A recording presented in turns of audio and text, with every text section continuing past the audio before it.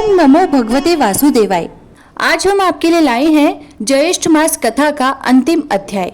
स्कंद जी कहने लगे कि हे ऋषियों, जो फल ज्येष्ठ मास के महात्म्य को श्रवण करने से प्राप्त होता है वह मैं तुमसे कहता हूँ, और वह फल 100 यज्ञों के करने से भी नहीं मिलता।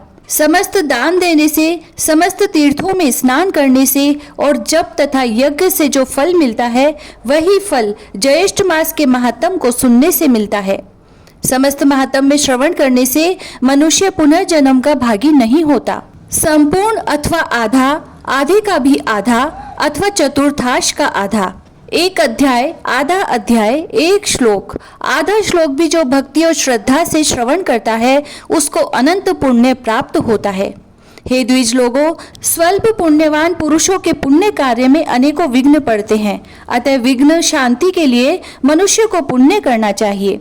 यदि स्नान, कर्म और महात्म्य श्रवण कर्म में विघ्न आ जाए तो विघ्न भय से पुण्य कर्म का त्याग न करें, उस कर्म को दूसरे से करा देवें। बारंबार पुण्य कर्म को करने से विघ्नों का नाश होता है।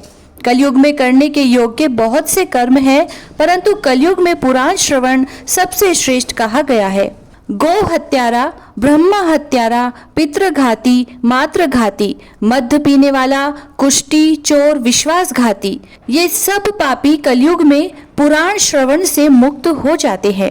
पुराण सुनने वाला बालक, वृद्ध, आतुर, सकाम हो या निष्काम, उत्तम, मध्यम और अधम सभी को श्रवण करना चाहिए। स्त्री, शूद्र और पतित को भी पुराण सुनना चाहिए। इसके सुनने से सर्वदा ही इष्ट फल को प्राप्त करते हैं। निष्काम, सकाम, आस्था, अनास्था, स्पर्धा, कपट सभी लोग पुराण सुनने से अपने मनोरथों को पाते हैं। भक्तिहीन होकर भी पातकी पुराण श्रवण तथा इस महात्म को सुनने से स्वर्ग को गए हैं। इस विषय में एक पाप नाशिनी कथा सुनिए। प्रथम द्वारिकापुरी में देव शर्मा नाम वाला ब्राह्मण रहता था। ब्रह्म कर्म से भ्रष्ट वह ब्राह्मण सर्वदा प्रेत कर्म और दुष्ट कर्म किया करता था। उसके पश्चात अपने कुटुंब के निर्वाह के लिए चोरी का कर्म भी शुरू कर दिया।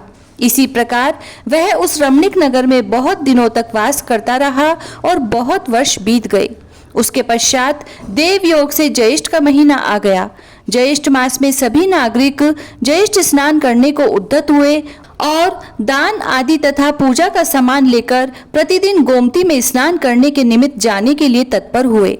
वहां जाकर स्नान आदि करके दूसरे वस्त्र ग्रहण कर विष्णु भगवान के मंदिर में जाते थे। फिर सभी एकत्र होकर एक श्रेष्ठ ब्राह्मण को व्यासान देकर यथाशक्ति वस्त्र अलंकार आदि से पूजन करके समान आदर पूर्वक ज्येष्ठ मास महात्म का श्रवण करते थे। इस प्रकार दोपहर वहां रहकर अपने घर में आते थे। उधर कुछ दिन बीतने पर द्विजाधम देव शर्मा चोरी करने के निमित्त, जो सदैव ही इस कर्म के लिए जाया करता था और कहां से क्या चोरी करे इसी चिंता में उसे वहां तालाब पर बहुत दिन बीत गए, परंतु उसे चोरी करने का समय नहीं मिला। आज या कल वस्त्र तथा आभूषण की चोरी करूंगा, इसी विचार में पूर्णमासी तिथि आ गई। उसी दिन सभी लोगों ने उत्साह पूर्वक स्नान आदि कर्म किया, पुराण श्रवण किया और व्यास जी का पूजन किया।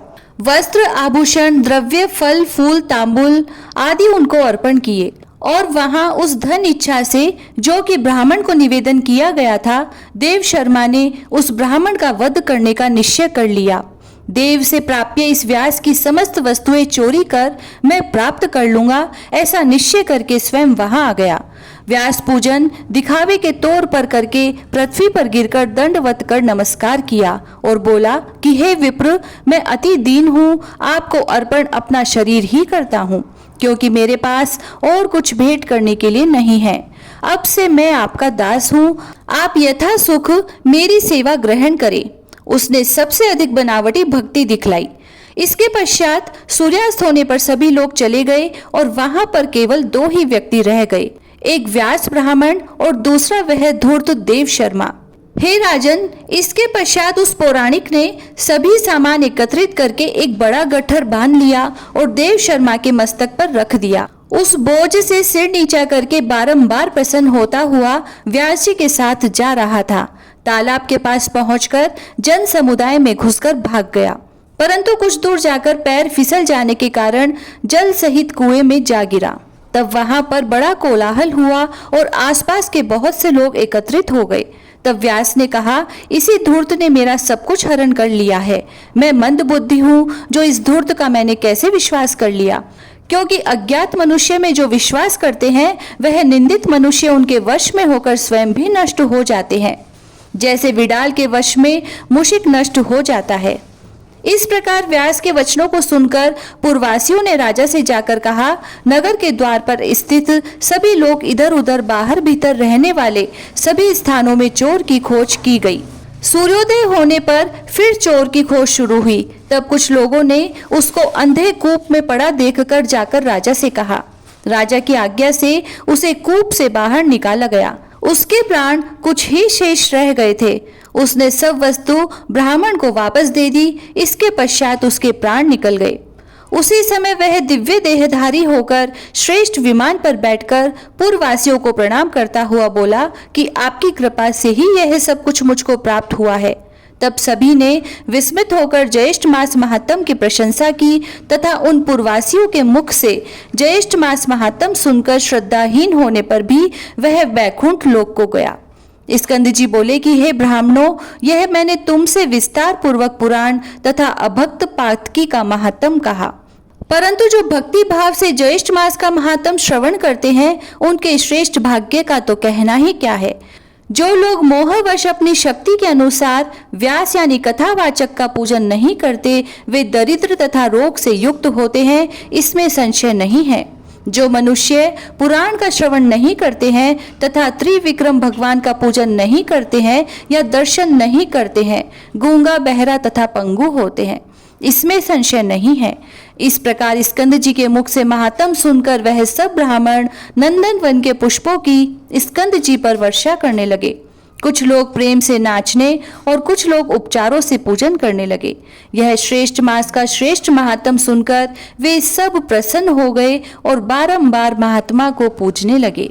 इति श्री ज्येष्ठ महात्म 30वां अध्याय समाप्त हुआ। हमसे जुड़े रहने के लिए आप सभी का बहुत बहुत आभार। जय श्री राधे।